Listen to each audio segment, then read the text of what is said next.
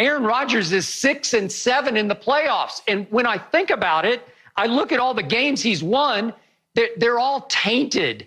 He beat Joe Webb as the starting quarterback. He beat Kirk Cousins. Kirk Cousins was horrible at that point. Dak Prescott was 4-0 against him when Kirk was a Washington Redskin. So he beat Kirk Cousins. Wow. Then there was the Dez catch game. Dallas should have won that game because obviously Dez caught it. And then there was the Giants boat trip game.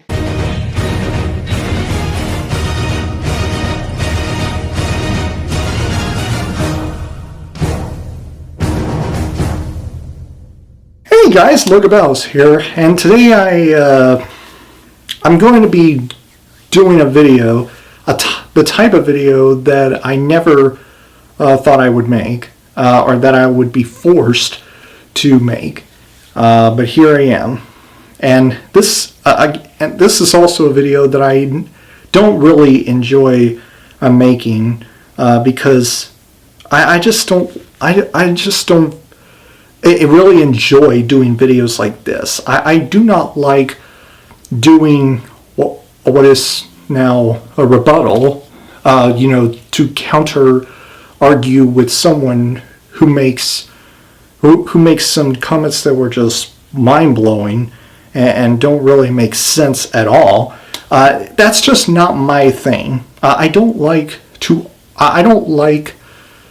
waste time arguing with someone who makes ridiculous comments, basically. It's something that I always try to avoid doing, to avoid wasting my time with someone who doesn't even know what they're talking about. But in this case, I had to make an exception. And to give you some backstory, to give you some summary of what this video is about, I believe it was last Tuesday, the NFL and the Pro Football Hall of Fame have announced the players and coaches for the all-decade team for the 2010s. And we're mostly going to talk about the two quarterbacks that were announced for that all-decade team.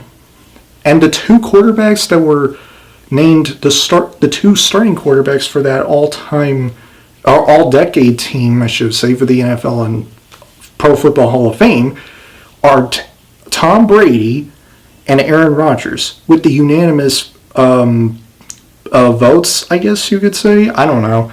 But anyway, they were both named the two quarterbacks for that all-decade team for the NFL and Hall of Fame.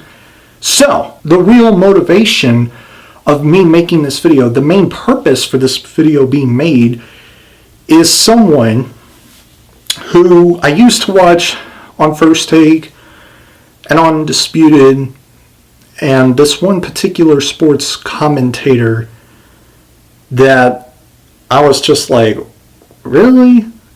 Like, you know what I'm saying? And that one sports commentator that I'm referring to is Skip Bayless. Now, unless you're a sports fan, then you probably don't know who Skip Bayless is. So I will just explain to you who Skip Bayless is. He is a sports commentator who used to work on ESPN before moving on to work for FS1, doing the show Undisputed with Shannon Sharp, his partner in crime, his co-host, and he has a reputation for making insane, eye-opening sports takes on a lot of types of sports, whether if it's football or basketball or baseball or any other type of sport. Mostly football and basketball is what they talk about nowadays. And this one topic that they were talking about on the people on Undisputed, Jenny Taff, Shannon Sharp, and Skip Bayless, who we will be mostly talking about in just a few minutes, they were talking about Aaron Rodgers and Tom Brady being named the two quarterbacks for that NFL and Pro Football Hall of Fame all-decade team for the 2010s. And not only that, but Drew Brees was left off of the two-spot team for quarterbacks for that all-decade team.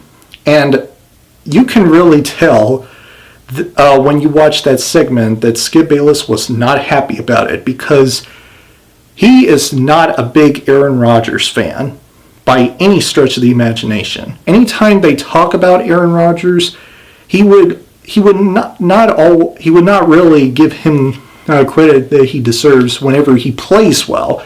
He would always talk about how bad the opponents that he went up against were, or that he didn't do well.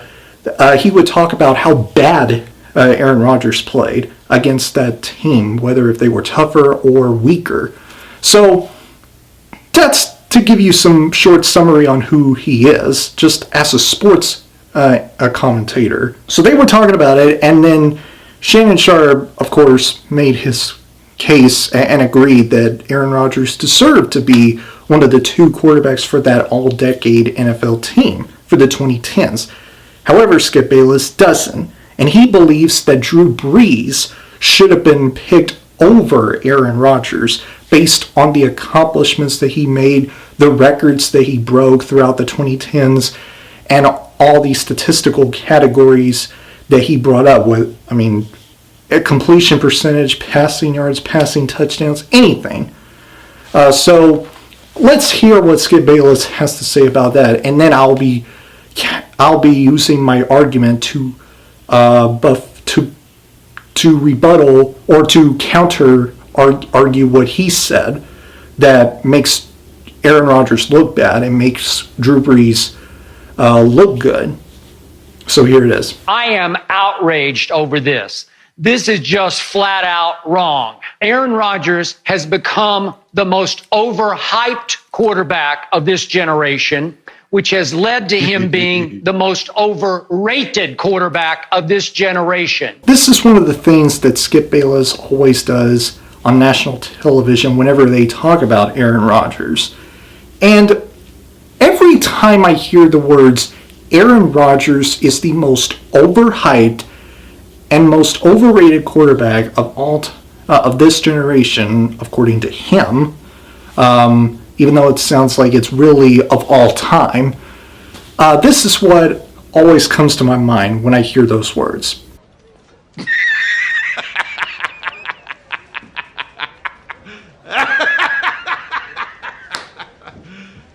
You serious? This decade has belonged to Tom Brady, number one, and to Drew Brees, number two.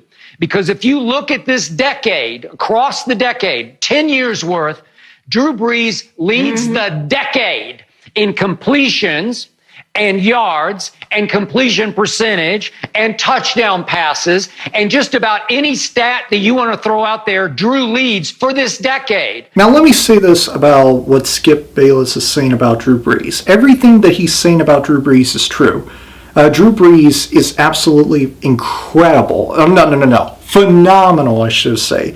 He is absolutely nothing short of sensational. He has been almost down to earth. He has been absolutely absolutely spectacular in almost every single year that he has been with the New Orleans Saints.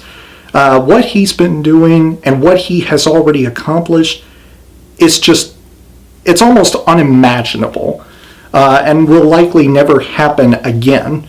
The 4 records that he broke in, 2 of them were career passing yards and career passing touchdowns, both of which were previously set by Peyton Manning. Just everything that Drew Brees has done for not just the New Orleans Saints, but for the NFL in general, is just unprecedented, and it's just so unheard of, and it definitely backs him up for being clearly a future first ballot Hall of Famer if he decides to retire, whenever he decides to retire. So all that Skip Bayless is saying about Drew Brees, I'm not disputing that, but But he's acting like Drew Brees is just about is just better in every single aspect than Aaron Rodgers is. He's acting like Aaron Rodgers is a bum compared to Drew Brees. I mean, it's like, yeah, I get that Drew Brees is great, but why dish Aaron Rodgers like that? Like, there's no reason for it. Like come on, Skip. If we want to be technical about this, Drew did win his Super Bowl on, let's see, it was February 7th of 2010. Does that count in this decade? That's what you just told me. He did. It was 2010, February 7th. He won a Super Bowl. You see what he did there? You see how he tries to rub in a Drew Brees Super Bowl win as part of the decade of 2010s, even though that Super Bowl win for Drew Brees and the New Orleans Saints actually was part of the 2009 season. I don't care. I don't give a damn what the actual date is. The Super Bowl win for Drew Brees is part of the 2009 season, not the 2010s. But okay, I won't talk too much about that. I won't get into much of that. I'll let Skip Bayless take the floor and say what he has to say. Go ahead. But since that Super Bowl, Aaron Rodgers is 6-7 in the playoffs. And when I think about it, I look at all the games he's won, they're all tainted. He beat Joe Webb as a starting quarterback. He beat Kirk Cousins. Kirk Cousins was horrible at that point. Dak Prescott was 4-0 against him when Kirk was a Washington Redskin. So he beat Kirk Cousins. Wow. Then there was the Dez catch game. Dallas should have won that game because obviously Dez caught it. And then there was the Giants boat trip game. Oh, well, Odell takes the Giant receivers to South Beach to get ready for a game up on the frozen tundra. And, okay, so you beat that team. They weren't ready to play. And obviously Odell had a miserable afternoon up in Lambeau Field. And then came the Mason Crossbar game when it took two intergalactic field goals from Mason Crossbar to save Aaron Rodgers in that game from 51 yards and then 56 yards. I'd never seen anything like it. And both of them were mishit field goals. One of them a dying quail to the right, the other one duck hook left, and somehow the hand of God moved it back inside the left upright. I don't know how it happened, but Aaron Rodgers could have lost any of those 5 games. Okay, so you mentioned the quarterbacks that Aaron Rodgers has beaten since the year he won the Super Bowl in 2010. What about the quarterbacks that Drew Brees has beaten? What about Drew Brees? He has beaten Matthew Stafford, who admittedly had a damn great season in 2011. But, excuse me, outside of that, he had to go up against Nick Foles and beat him, the pre-Super Bowl winning quarterback and pre-Super Bowl MVP quarterback, Nick Foles, who was pretty average at best in, what was the year? 2013. That's right. And then he had to beat Cam Newton, who had a fairly decent year, but not a great year as a great, especially for a really great quarterback that I believe he is and was back at that time. So most of these quarterbacks that you mentioned about Aaron Rodgers beaten that were not very great, or even below average or below average, the same goes for Drew Brees with the opposing quarterbacks that he had to beat, with the exception to Matthew Stafford. He was probably the best opposing quarterback that he has beaten as far as the 2010s goes. But outside of that, the other opposing quarterbacks, maybe except Cam Newton, have been blah. Now, not to discredit Drew Brees for what he has done. I'm not saying he does not have a good competition. I'm just saying that Drew Brees, the opposing quarterbacks that he had to beat to get to where he has been, have been either above average or just average, and some of them are better than that. One of them being Matthew Stafford. But outside of that, they were okay. And then you look at the losses. He lost, they lost to Eli and Kaepernick at home. And then obviously there were the 2 San Francisco blowouts to Kaepernick, and then this past year, obviously, to the 49ers. Okay, now that you mentioned the quarterbacks that he beaten, you now mention the quarterbacks he lost to. Well, what about Drew Brees? You didn't mention about the quarterbacks that Drew Brees had a loss to. He lost to Kirk Cousins, who hasn't won a career playoff game since 2015 up until his last playoff run when he beat the Saints in New Orleans. He lost to, Case Keenum, who is decent, but he's not overly impressive. He lost to Russell Wilson, who at the time was a second-year quarterback that won the Super Bowl with the Seattle Seahawks. And he lost to freaking Matt Hasselbeck, who was awful in 2010. Mr. 12, him and his 12 touchdowns to 17 interceptions self, who has not had more than 2 games with 300-plus passing yards. So, I mean, come on now.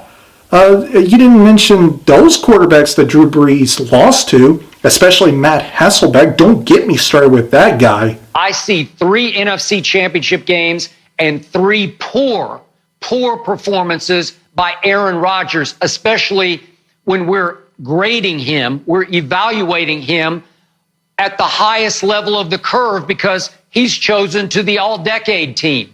Tell me he played well in any of those 3 those NFC championship games, because he did not. Now look, I'm not trying to make any excuses for Aaron Rodgers in the 3 NFC championship games that he lost and did not play well. No, he didn't play well. You're not wrong on that, Skip. But you're making it sound like that those 3 NFC championship games that he lost was all on him because we just had to look at him as an all-time great quarterback, like he's a transcendent quarterback that is talented above all others in the league, above all other quarterbacks in the league, including Tom Brady. You sound very salty when it comes to Aaron Rodgers and how almost everybody, talked about how Aaron Rodgers is the greatest thrower of the football ever seen by most people, at the very least. Some people, including you, Skip. But I must say this about Aaron Rodgers. Yes, he did not play well in those 3 NFC championship games, but he also didn't have enough help to beat those teams that he went up against in those 3 NFC championship games. You look at the Seattle Seahawks with that ferocious defense that they had to go up against. The Legion of Boom, y'all remember that? And then the Atlanta Falcons with Matt Ryan, Matty Ice, and the rest of the crew for that team. And then the San Francisco 49ers with, again, a ferocious defense, but also a ferocious running game that is just high-powered. Teams like them. And I also look at the help that he was getting, that he was receiving from his own team. The multitude of weapons that he that he was given to, the help that he was receiving from his team pales in comparison to what Drew Brees had available to him. Since 2010, Aaron Rodgers has been sacked 355 times to Drew Brees' 248, and most of those 355 sacks that was given to Aaron Rodgers are the result of his offensive line not giving him enough time and protection from opposing defensive players to throw the football on down the field onto an open receiver. And other times his receivers don't get open, either because his receivers were covered by safeties, cornerbacks, or other defenders, or B, they had some miscommunication with the receiving routes that they were about to take, or C, they dropped passes from Aaron Rodgers that were really catchable, that were easily catchable. In either case, Aaron Rodgers didn't have enough help, both offensively and defensively. That goes to his defense that couldn't stop bloodshed that was given to them by opposing offenses that were high-powered and could not stop or could not prevent the opposing offenses from scoring a point after point after point. Aaron Rodgers just didn't have enough help from both offensively and defensively to get over the hump or to get over the hurdle within these last 10 years. Not just because of how thick the competition was for the NFC, especially in the playoffs, but also about the fact that most of his teammates aren't putting pressure on him for not, providing enough help for him to beat those loaded teams. Yes, the quarterback is the most important position in football. I get all that. A quarterback has to be responsible for what's about to happen to his team and what play comes into form. I get all that. But most of the times, when you watch Aaron Rodgers and his team offense go up against a loaded defense like the 49ers defense, you almost kind of feel like he's not getting enough help from his offensive line, from his receiving core, and most of his running game that was not gaining enough yards to get first downs that lead up to scoring either a touchdown or a field goal. And this is what I want to say. Aaron Rodgers, throughout his career, does have games in which he did not play well. That's true. But that happens to every quarterback throughout the history of the NFL. Every single quarterback, no matter which team they play for, they always have at least one game throughout their careers where they didn't play well. Even some of the all-time great quarterbacks like Tom Brady, Joe Montana, Dan Marino, John Elway, Brett Favre, Jim Kelly, guys like them, they had some off games. They had certain games throughout their careers in which they played terrible. Okay? So that happens to every quarterback. Every quarterback has a terrible game that they were in, that they played in. Aaron Rodgers is no exception. Okay? But you made it sound like Aaron Rodgers has to not have a terrible game in order to become an all-time great quarterback that he was proclaimed, that he was looked at to be, or that he was looked at to be an all-time great quarterback. No, that's not how it works. That's not how this whole game works. You don't have to be an all-time great quarterback in order to not have a bad game. No, it doesn't work that way. So cut Aaron Rodgers some slack, please. How about the last 4 years? The last 4 years, Aaron Rodgers has declined every year. His passing percentage, completion percentage, has dropped 4 straight years. His QBR has dropped 4 straight years. Meanwhile, the last 3 years, Drew Brees has led the league in completion percentage, led the whole league in completion percentage. Aaron Rodgers has Drew Brees has outstatted Aaron Rodgers for the last 4 years as Drew was going on age 41. Go look at the last 4 years. So the last 4 years of the decade, that's 40%. Drew has been far better than Aaron Rodgers. Okay, let me say this. And I know I keep saying that, but it's true. Listen, I already said this in this video, but I'm going to say it again. I have nothing against Drew Brees. I have nothing against him whatsoever. There is nothing I could say about Drew Brees that is anything but positive. I freaking love Drew Brees. He's a really great quarterback, one of the greatest quarterbacks in the game to date.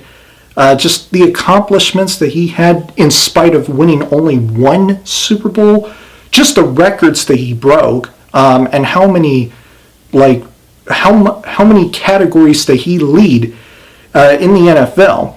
It's just all that impressive. No argument there.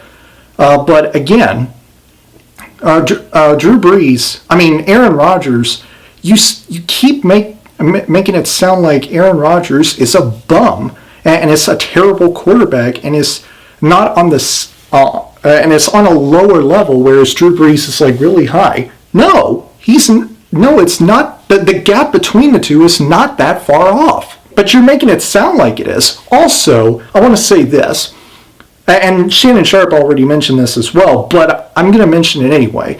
Aaron Rodgers has won 2 regular season MVPs, and he also won a Super Bowl MVP back when he only won his one Super Bowl against the Pittsburgh Steelers. Drew Brees has yet to win more than one Super Bowl and Super Bowl MVP. And he hasn't even won league MVP as of yet. And again, not to discredit Drew Brees, he's awesome, but he hasn't won league MVP yet. And he has yet to win more than one Super Bowl and Super Bowl MVP. If Dez Bryant had been ruled to have scored a touchdown because he caught it, he ran a whole stride and a half with it, and then took it in his left hand because he's left-handed and slammed it on the goal line the way a running back does to break the plane. If that had been ruled a touchdown because the referee said touchdown, and that hadn't been overturned from New York for reasons I still can't comprehend, then we might be having a whole different conversation about Aaron Rodgers now. Maybe that was the play that put Aaron Rodgers onto the all-decade team, and it was fraudulent. It was bogus. It was criminal. Nope. Dez Bryant caught it. My Cowboys would have gone to Seattle and won that game because they'd already won at Seattle in the regular season, and they would have gone on to the Super Bowl and lost to Tom Brady. Okay, so let's talk about the Dez Bryant catch or non-catch, because Skip religiously pointed out that had that call been overturned and that it was called a catch, and Dez Bryant reaches his hand out to the goal line and scored a touchdown for the Cowboys, then they would have won the game, go to Seattle and beat the Seahawks, and go to the Super Bowl and then lose to the Patriots. Well, Skip, I got news for you. Even if that was a catch, even if that was ruled a catch, even if your Dallas Cowboys scored a touchdown on that exact same play, it wouldn't even matter. It wouldn't change the outcome of the game. And I will tell you why. Because when you look at that play that Dez Bryant was trying to catch the ball, if look at the time that play was taking place, at that exact moment, you look at the time, and the game was only 4.5 minutes for it to be over. There was still plenty of time left for the game to be over. And so even if your Cowboys even if Dez Bryant did catch the ball and reaches his hand in the ball through the end zone and making it a Cowboys touchdown, it wouldn't even matter that much, because that would have given Aaron Rodgers and the Green Bay Packers offense enough time to go down on the field with a mixture of a lot of running plays and a lot of passing plays as well to score a touchdown before the time expired, and then giving the Dallas Cowboys, your beloved Dallas Cowboys, Skip, limited time to strike back with another touchdown. And then just when you think that the Cowboys can pull off with a game-winning play, all of a sudden, bam, they ruin everything. And as a result, Cowboys lose, and their fans look absolutely miserable. So your whole argument, Skip, that call should have been made correctly, made it a catch, and Cowboys, winning after that play, that was correctly made is irrelevant, and it wouldn't happen because when the game goes down to the wire and you have only over 4.5 minutes to stop Aaron Rodgers and his offense, bad things normally happen for opposing defenses. I'm just telling you that right now. Aaron Rodgers is used to scoring touchdowns within minimum amount of minutes, if not seconds, left of the games. Okay? So, I mean, come on now. Come on, Skip. You know better than that.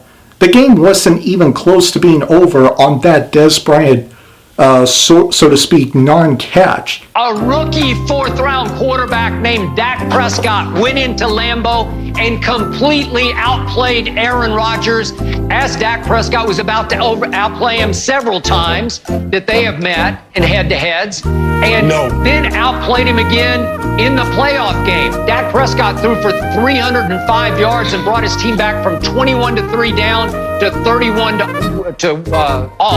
all, and it took 2 field goals to beat Dak Prescott. Aaron Rodgers is 7-1 against your Dallas Cowboys, 4-1 against Dak Prescott. Your favorite quarterback, Dak Prescott.